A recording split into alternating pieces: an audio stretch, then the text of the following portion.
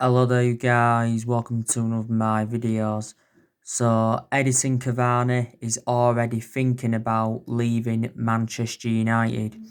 He's come out and said it would be nice for him to be able to play for Boca Juniors. Now we did recently hold negotiations with Boca Juniors. Now 7 years ago, Manchester United were close to signing Edison Cavani. I think this was under the David Moyes era, but David Moyes had turned down this. We did get Edison Cavani on deadline day. We got him on a free transfer and he signed a 1 year contract with the football club with an option of a second year. And we are paying him around £200,000 a week, so that makes him one of the highest paid players at Manchester United. We recently revealed his shirt number. He is going to be wearing the number 7. Now, his debut for the club is set to be delayed, I think because of COVID-19 restrictions. He's supposed to be making his debut for the club against Newcastle after this international break. Obviously, Anthony Martial is going to be unavailable for the Newcastle game because he got sent off against Tottenham, and obviously, he will be suspended. Edison Cavani did endure 7 seasons with PSG. He scored 200 goals in 301 appearances in all competitions. He scored 50 goals in 116 internationals for Uruguay. When PSG did get him in 2013, they paid around £55 million for him from Napoli. He is the age of 32, 33. I think he will be the next Zlatan Ibrahimovic. My element of concern about Edison Cavani is his record of injuries. So yeah, that's the breaking news on him. Now, I want to delve into some news on Jadon Sancho.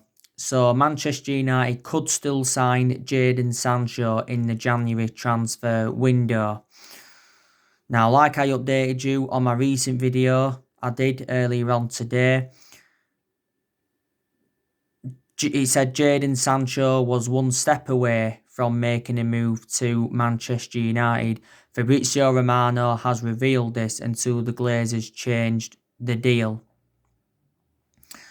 And this was actually back in July.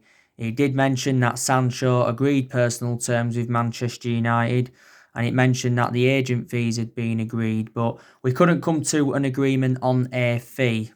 And I did say, Borussia Dortmund's asking price has been the stumbling block throughout the course of this Jadon Sancho transfer saga. Borussia Dortmund's valuation has been £108 million. We haven't been determined to meet that.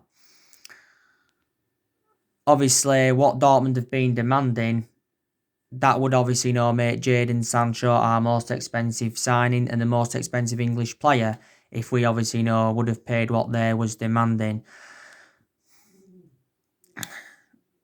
Now, obviously, Sky Sports said not so long ago that we had a £91.3 million bid turned down for the player. We'd offered £73 million up front with £18 million in add-ons. I think it also mentioned that we submitted another offer after that. And it fueled speculation up recently because Sancho was dropped from Dortmund's game against Freiburg not so long ago because he had illness. He was also withdrawn from Dortmund's squad for their game against Bayern Munich in the German Super Cup. But Michael Zorg, who's Borussia Dortmund's sporting director, he said several times that Sancho is staying at Dortmund this season. Sebastian Kehl, who's Dortmund's head of football, he said the same thing. And Lucien Favre, who's Borussia Dortmund's boss, he said the same thing. Solskjaer's held several talks with Sancho, and Solskjaer was saying before the window shut that he was confident, we could get him to Manchester United before, the deadline and all of that. And Sancho himself said he was confident. But don't forget, back in August, Borussia Dortmund said to us that we had until the 10th of August to sign the player. We obviously missed out on that deadline, so he went out on pre-season, didn't he, with the rest of the Dortmund squad. And it had mentioned we'd abandoned our chase for the player. But credit to us, we're not giving up on the signing of the player. Don't forget, Dortmund only paid $8 million for him from Man City back in 2017. But analyse his performances in the few years he's been with Dortmund, his valuation has persistently grown. And Dortmund could demand more money than what they've been demanding, in January if he continues his good vein of form up. Sancho's still under contract with Dortmund, don't forget, until 2023. The main explanation why he left Manchester City is because he didn't get assured any first team opportunities. Before he was at City, he was at Watford. He was at Watford from the age of 7 to the age of 14. And I outlined the reasons why I want him at Manchester United because, got a very good friendship with Rashford. He dramatically improves and he's still very, very young. And don't forget, we was willing to offer him the number 7. But we've been looking at a lot of alternatives to him, haven't we? Don't forget, because there's cheaper solutions than Jadon Sancho. So we could still possibly get him in January. But you can understand Solskjaer's frustration regarding the Sancho side because we must have been in for him for like the last 3 years. He's obviously been our number 1 priority target. And like I've said to you before, Dortmund have let quite a few of their big names go in recent years. They let Aubameyang go, Christian Pulisic, Ousmane Dembele, Robert Lewandowski, Matt Hummels, Ilkay Gundogan.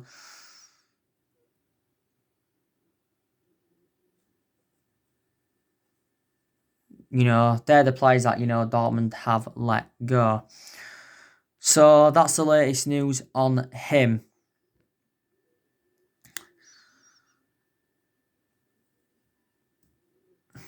Obviously, on my recent video, I give you the breaking news on Ismaila Sarr from Watford because he's another player that's been on our agenda. But we've now made a transfer decision on him. We are not looking to sign Ismaila Sarr before the 16th of October. It says if we sign him before the 16th of October, he will not be able to play in the Champions League group stages for us. I think it mentioned on Monday that we'd submitted a loan offer with an option to buy for £25 million, but Watford had turned this down. But Watford have confirmed he is still available to sign. I think Watford said that they wanted around £30 million for him, maybe more. Watford last year paid £30 million for him from Rennes, and he's got a contract with Watford until 2024 as the player. But Ole Gunnar Solskjaer has endured 4 transfer windows as Manchester United manager, hasn't he? And he's brought around, 10 senior players into the football club. And he's spent over £200 million since he became Manchester United manager. Last summer, that was summer 2019, he brought Daniel James, and Wan-Bissaka and Harry Maguire in. In January, he bought Bruno Fernandes and Odi Nagalo in. And the summer transfer window of this year, he's obviously brought 5 players in. Obviously brought 4 players in on deadline day. He obviously brought Donny van de Beek in. He's enjoyed a fantastic start to his Man United career. He's obviously brought Cavani in, Alex Telles, Facundo Pellistri, and he's brought Amad Traore in. So to be fair to Solskjaer, he has made some good signings, but Solskjaer revealed quite a few times throughout the course of the summer transfer window that he was very infuriated with the board.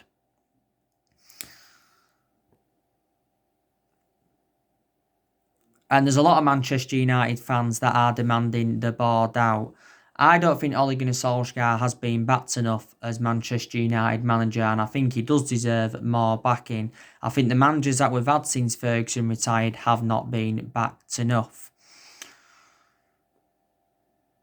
Our recruitment policy's been poor for several years. Woodward's been at the football club since 2012, so he's been with us around 8 years.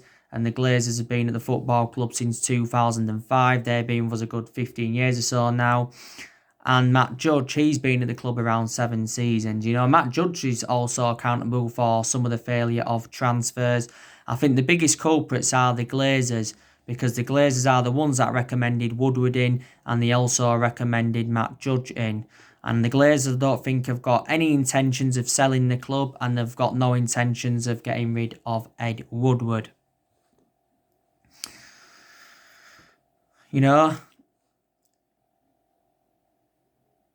I've obviously, taken some positives from Ole Gunnar Solskjaer's tenure. Like I said, we've had some good periods under him. We went on a 19-game unbeaten run in all competitions. Was it towards the end of last season? We also went on a 14-game unbeaten run in the Premier League. And we also did well in that 3-month period when he was the interim manager. Our record against the top 6 sides last season was good. I like the way that Solskjaer has promoted the youth because the young players have been given their opportunities. He's also got rid of a lot of the deadwood since he got recommended into the football club. We've recently just let more players go. Chris Smalling left the football club on deadline day. He's joined Roma permanently on a 3-year deal. Farewell to Chris Smalling, like I've mentioned before, because Chris Smalling endured around 10 years with Manchester United, made around 323 appearances in all competitions, didn't he? We let Diego Dalot go out on loan to AC Milan. We let Andres Pereira go on a 1-season loan with Lazio. Tahith Chong went out on loan to Werder Bremen. Dylan Levitt went out on loan to Charlton. I think we loaned Joe Pereira out again for another season. Sanchez, he went to Inter Milan permanently. Lukaku and Herrera, they left the club in the summer of 2019, and I think they are 2 players that Manchester United should have kept because there was very good falls. Darmian, didn't he leave in the summer of 2019? Valencia left in the summer of 2019. Young, he left in January after he endured 8.5 years at the club. Fellaini, he left in January 2019. Angel Gomez, he also left the football club. So they are the positives to take. And there's obviously still other players that Man United are looking to offload. We're obviously looking to offload Marcus Rojo. Marcus Rojo hasn't really established himself as a first-team regular since his arrival from Sporting Lisbon in 2014. I think we paid around 16 million for Rojo. Rojo's enjoyed a good 5 years or so now at the club. Rojo was out on loan with Estudiantes last season. I think his current contract expires next year. Phil Jones, very inconsistent. I think this is now Phil Jones' 10th season at Manchester United. He's been here since the Sir Alex Ferguson era. I think we paid just over £16 million for him from Blackburn. I think he's currently injured at the moment. Sergio Romero, don't forget, he's open to leaving the football club. Romero is now our 3rd choice goalkeeper because Dean Henderson returned not so long ago. Romero's enjoyed around 5 years with Manchester United. We got him on a free from San Pandora back in 2015, didn't we? I heard rumours today saying that he's interested in making a move to the MLS, is Romero, because I don't think now he will be joining Everton, because Everton have been in for him. Leeds have been interested, Villa have been interested in him. Said a few weeks ago that Valencia were interested in him and they was willing to pay around £6 million for him. Lingard, he's also another player that we're looking to get rid of. Rob Dawson came out from ESPN yesterday and said that FC Porto are looking to get him on a season-long loan. We've already got a good relationship with Porto because we recently purchased Alex Telles off them, didn't we? He said a few weeks ago that Tottenham were interested in Jesse Lingard because Jose Mourinho's keen on a reunion with the player. To be fair to Lingard, he flourished when we had Jose Mourinho, didn't he? And it says Tottenham were preparing to pay around £30 million for the player. Solskjaer said not so long ago he'd like Lingard to stay. Lingard's been part of the club for several years. I think he's been at United since 2000. and he's been in our senior squad since 2011. He's had some good periods, but he also had a bad period. At one point he didn't score 1 goal or 1 assist in the Premier League for over a year. I think Lingard's just got under a year left on his Man United contract, but the club do have an option to extend it for a further year. So I'm hopeful that, we can offload more players. There's definitely players that have got to improve at Manchester United, because there's been quite a lot of players that have been inconsistent. I think definitely David De Gea has got to try and get back to his best vein of form. I think David De Gea has been inconsistent for us in the last couple of years, reflecting on the calamitous mistakes he's made. I think probably De Gea's had around 7 good years or something like that at Manchester United. This is now his 10th season at the football club. De Gea will obviously stay for this season. I think, he could possibly leave the football club next summer. De Gea's last 3 games, he has conceded 11 goals. I don't think he should remain our number 1, but I think he's gonna. De Gea has made over 400 appearances for Manchester United in all competitions. 300 odd of those appearances have come in the Premier League. Don't forget, he has won everything domestically at the football club, and he has won individual awards reflecting on his good run of performances. We paid just over £18 million for De Gea from Atletico Madrid back in 2011. Back in 2015, he was close to joining Real Madrid, but due to fax machine, the deal never materialised. But when De Gea does leave Manchester United, I think he will go back to Spain. Don't forget, De Gea is the highest paid goalkeeper in the world, and he's the highest paid at the club because he's on around 375 grand a week. But Dean Henderson should be our number 1, and I think definitely Dean Henderson is the foreseeable future for Manchester United. In Dean Henderson's last 2 games, he's kept clean sheets. And not so long ago, Dean Henderson signed a 6-year contract with Manchester United worth 120 grand a week. He's got that experience behind him now, Dean Henderson, because he did endure 2 successful loans with Sheffield United. We got Dean Henderson at the age of 14, so Henderson's been part of the club for several years. Aaron Wan-Bissaka, he's another player that's got to step up to the plate because he's had a bad start to this season as Aaron Wan-Bissaka. I think Aaron Wan-Bissaka is always lacked that attacking intent. We've got to see more attacking intent from Aaron Wan-Bissaka because that's my element of concern about him at the moment, But in a lot of his games, his defensive contributions always been very, very good. We'll keep Aaron Wan-Bissaka, obviously. This is his 2nd season as a Manchester United player. Last season was his debut season. And, we got Aaron Wan-Bissaka in a deal worth £50 million from Crystal Palace last summer.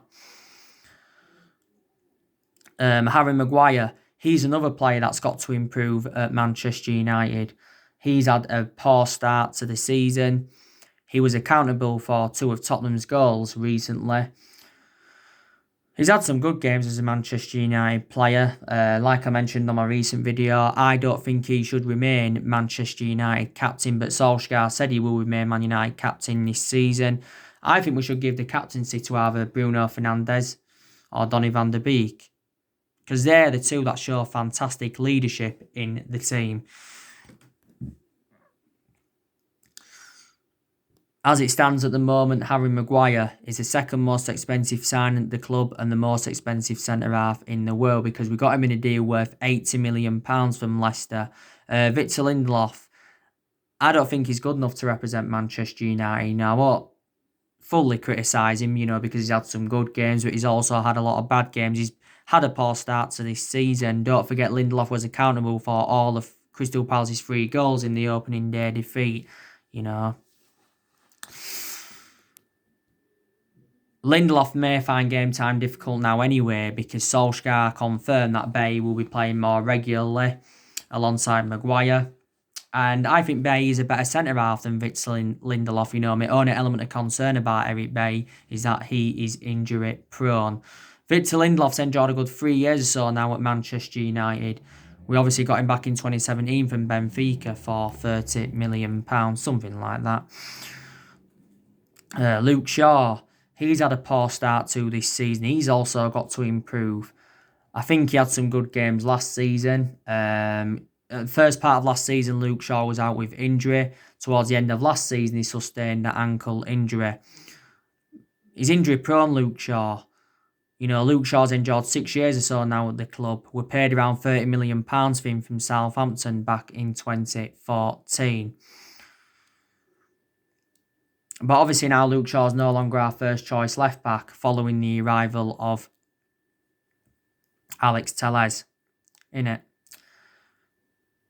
But if we were to play with 5 at the back, then obviously you could put Telles at wing back and obviously put Luke Shaw as a left centre back, couldn't you? I suppose we'll see. I think Paul Pogba, he's also got to improve because he's endured a very, very bad start to the season. I thought it was poor against Crystal Palace. Gave the ball away far too much. It was poor against Tottenham recently. Weren't that good against Brighton. I thought in the cup game against Brighton, though, he was good. He came on and scored an exceptional free kick. Towards the end of last season, I thought Paul Pogba played very, very well. His combination with Bruno Fernandes was good. For the vast majority of last season, didn't really have a perception on Paul Pogba because he was out with that ankle injury. He has sustained quite a few injuries, though, as a Manchester United player. This season is Paul Pogba's 5th season since he rejoined from Juventus back in 2016. As it stands at the moment, Pogba's our most expensive signing because we paid £89 million for him. We have been in the process of trying to get Paul Pogba a new long-term contract. There's still a chance Paul Pogba could leave at some point next year because, like I mentioned on my recent video, his future is in doubt. But I think before the start of the season, Pogba's agent Mini Raiola said that Paul Pogba wants to stay and he will hold talks over a new contract. He has made over 100 appearances in all competitions since he rejoined, and so far he has won the Europa League and the League Cup with us. I think Fred, McTominay and Matic, they've also got to improve because they haven't had the best starts to this season either. So there's a lot of players that have been inconsistent. There's still good players at Manchester United. I think, Marcus Rashford, very, very good player. He hasn't had a bad start to this season, to be honest with you. There's some players that have done okay, even though we haven't had a good start to the season. Rashford did score in the Brighton game. That was his first goal of the Premier League season. Not so long ago, Marcus Rashford recovered from an ankle injury. He had a back injury for us last season when he was out for a few months. Rashford's been part of the club for several years. He's been with us around 15 years now. He's 22 and he joined United at the age of 7 and he's been in our senior squad since 2016 and since then has become an integral part of our team. Greenwood, to be fair, he's improved and he hasn't had a bad start to this season. Was recently withdrawn from England's squad though by Gareth Southgate. Solskjaer backed Gareth Southgate's decision on that. And I think before the start of the season, we had a few issues with Mason Greenwood. He's definitely the foreseeable future for Man United. Mason Greenwood currently wears the number 11. He's the 4th Manchester United player to wear the number 11, isn't he? Bruno Fernandes. There's some games where he's lacked that composure, but I think in the vast majority of his games, he's made a fantastic impact. He's made a difference in the team. I think last season, Bruno Fernandes won some Busby Player of the Season, and he must have won Premier League Player of the Month around 3 times, reflect on his good performances. He's scored a good 15-16 goals in all competitions since his arrival, but let's be honest, a lot of them goals have come from the penalty spot. This is why there's people now calling him Penandes instead of Fernandes, obviously.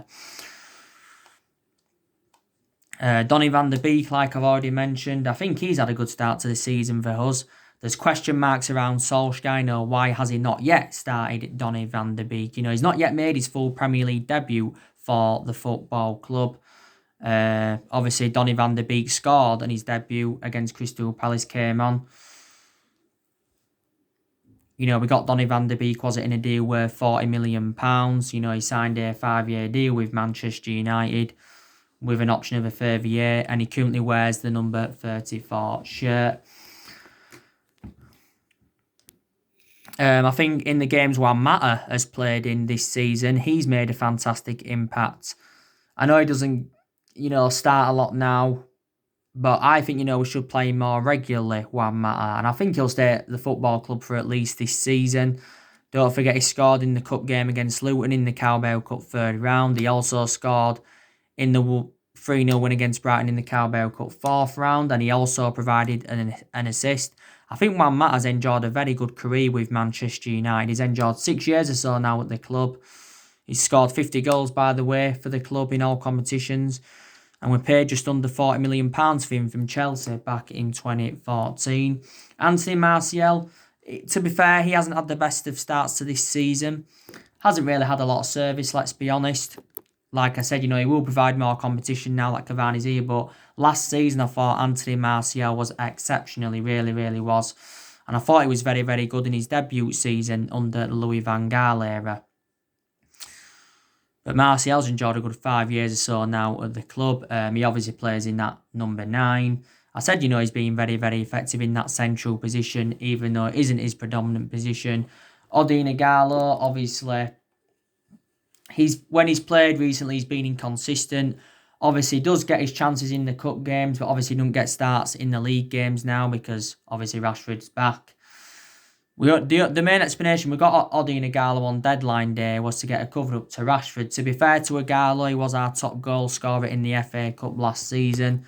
And just after lockdown, we extended his loan until January 2021. There you go. So there's definitely players that I've got to improve at Manchester United, but there's still some good players in there.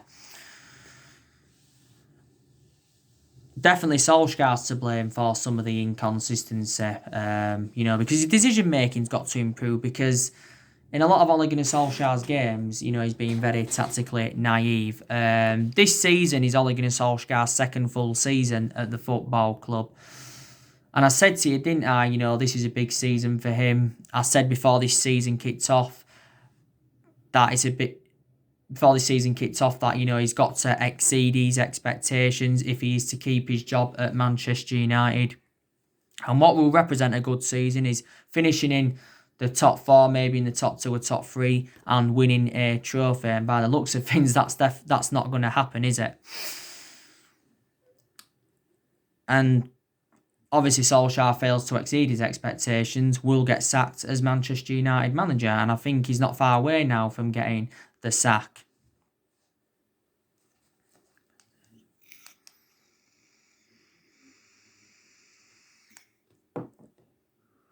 But I definitely want Manchester United to win a trophy because we've not yet won out in terms of silverware under Solskjaer, and we haven't won a trophy for over 3 years. We haven't marked any title challenge up in the last 7 years. And, we haven't won the Premier League since 2013. So last time we won it was in Sir Alex Ferguson's last season.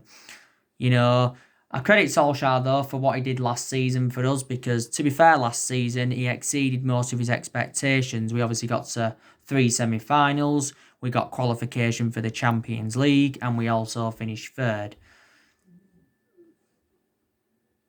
And at the first part of last season, don't forget, we enjoyed our worst start ever to a Premier League season. At that point, Solskjaer was close to getting sacked as Manchester United manager. And now, obviously, we're in a similar situation to what we was in at the first part of last season. We've had a bad start to this season. We've lost 2 of our opening 3 league games. Both of these defeats have come at home. It's the first time we've lost our first 2 home league games in 34 years. Obviously, lost on the opening day to Crystal Palace 3-1. That was our worst defeat on an opening day of a Premier League season since 1995. And I think it was the first time we'd lost on the opening day since the 2-1 defeat to Swansea back in, was it 2016 or something like that? Was it 2016? I can't remember. Something like that anyway. And obviously, recently lost to Tottenham by 6-1. And the last time we lost 6-1 was to Manchester City back in 2011. So that's 9 years or so ago now. And it was our worst defeat, obviously, since Alex Ferguson's retirement. And Solskjaer made an admission after that game saying it was his worst day in his managerial career. Definitely the worst day defeat we've endured under the Ole Gunnar Solskjaer era, but we've had a few bad defeats under Solskjaer, haven't we? You know, it's Newcastle after the international break, game that Manchester United should be winning. We've got to see a reaction from the 6-1 defeat recently. PSG's coming up after the game against Newcastle. That's going to be another tough one for us. We have named a 25-man squad for the Champions League. We've left 3 players out, and that's Romero, Rojo, and Phil Jones. So yeah. And we've got Chelsea coming up soon. That's on the 24th, is it? We've got Arsenal coming up soon. So these are all going to be very, very difficult games. You know, if Solskjaer gets sacked as Manchester United manager, Pochettino will be the next manager because we've recently been in contact with his representatives. If we sack Solskjaer, it'll only cost the club around £4 million. That's totally contrast to the 18 million that were paid to sack Jose Mourinho. And Solskjaer's just got under 2 years left on his current contract at Man United. But, you know, we've already sacked 3 managers since Ferguson left, don't forget, and that was Moyes, Van Gaal and Mourinho. So anyway, guys, that's everything to update you today. Drop your comments, likes below on the channel. If you do, consider subscribe as always, and take care. God bless. See you all again very, very soon.